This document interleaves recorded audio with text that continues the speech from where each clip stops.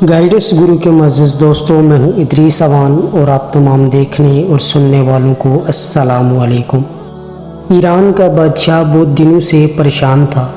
یوں تو ہر طرف خوشحالی کا دور تھا، مگر بادشاہ کی پریشانی کی وجہ اس کی اکلوتی بیٹی تھی۔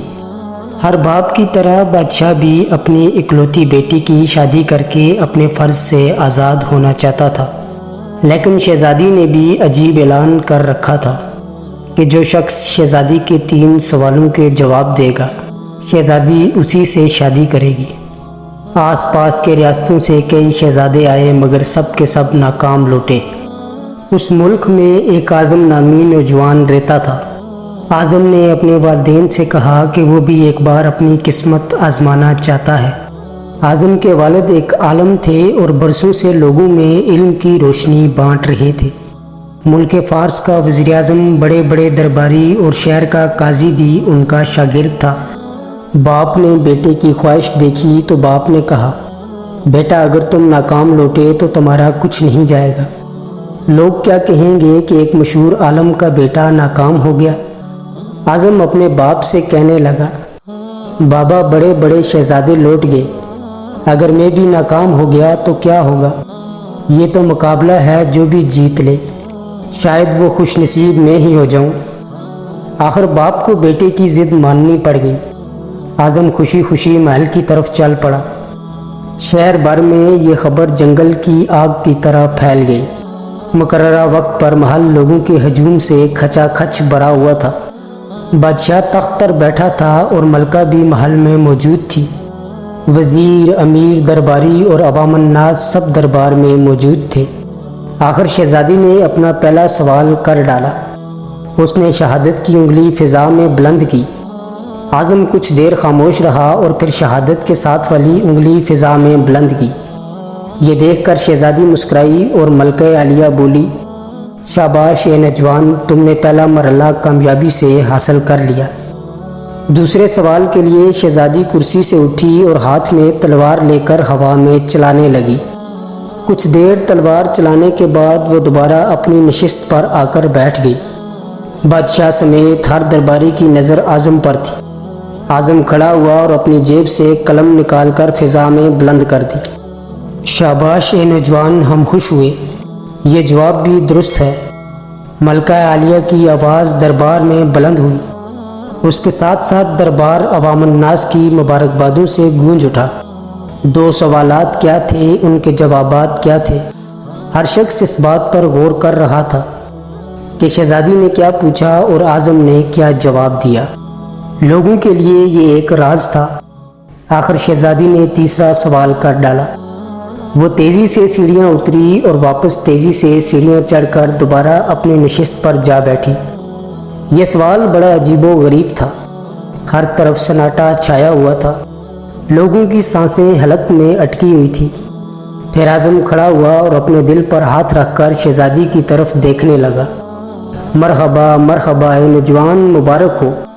ملکہ عالیہ کی آواز کے ساتھ ہی شہزادی محل کے اندرونی حصے میں چلی گئی اور محل مبارکباد کی آوازوں سے گونج اٹھا۔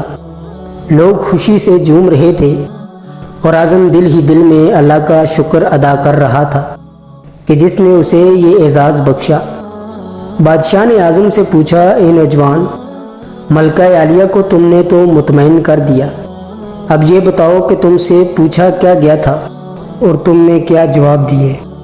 اگر تم نے ایک بھی غلط جواب دیا تو تمہاری گردن کاٹ دی جائے گی۔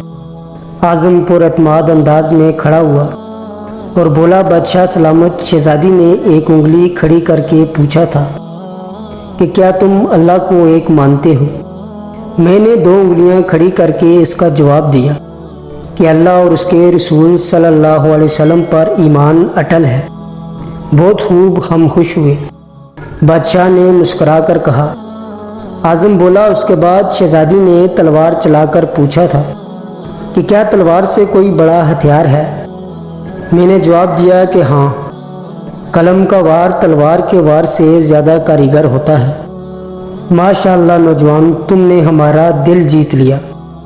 تم نے ثابت کر دیا کہ جاؤ جلال، دولت و عصمت کی علم کے سامنے کوئی اہمیت نہیں۔ لیکن یہ بتاؤ کہ تیسرا سوال کیا تھا؟ بادشاہ نے اعظم کی حوصلہ افزائی کرتے ہوئے پوچھا۔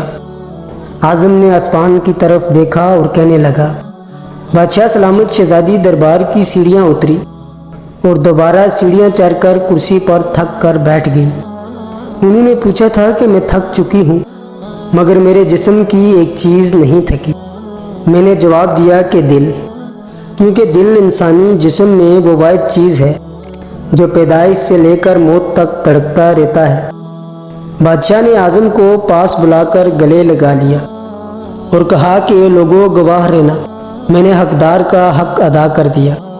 محترم خواتین و حضرات، بے شک اللہ اور اس کے رسول صلی اللہ علیہ وسلم پر ایمان اٹل ہے، اور دوسرا قلم کا وار دنیا کے ہر ہتھیار سے زیادہ خطرناک ہے، اور تیسرا دل، کیونکہ دل انسانی جسم میں وہ واحد چیز ہے جو پیدائش سے لے کر موت تک بغیر تھکے دھڑکتا رہتا ہے۔